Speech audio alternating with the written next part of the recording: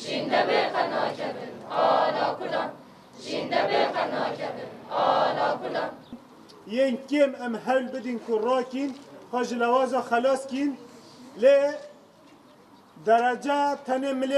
ملكي پرورده نه همو تشتا کسایی که درجه نو همو بلند نای وقتی که همو ملخوا صدان صدا یونجی پر باشه دوی هر دو مل اخلاقی مل کسایت ام بهتر گرینگی بدین وی ملیجه کسایی لوی ملیجه هول بده که خواه بخواه درجه پیش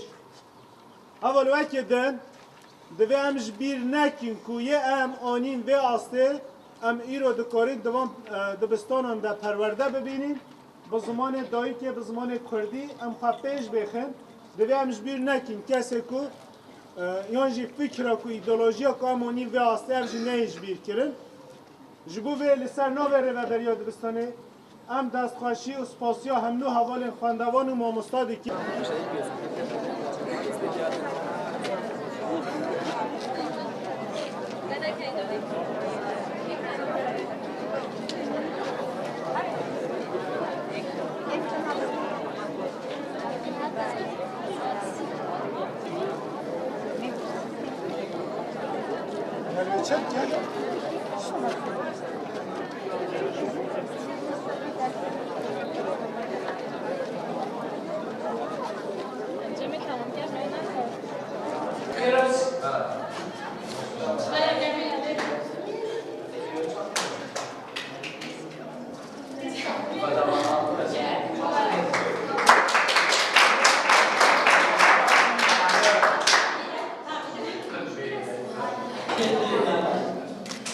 Bak.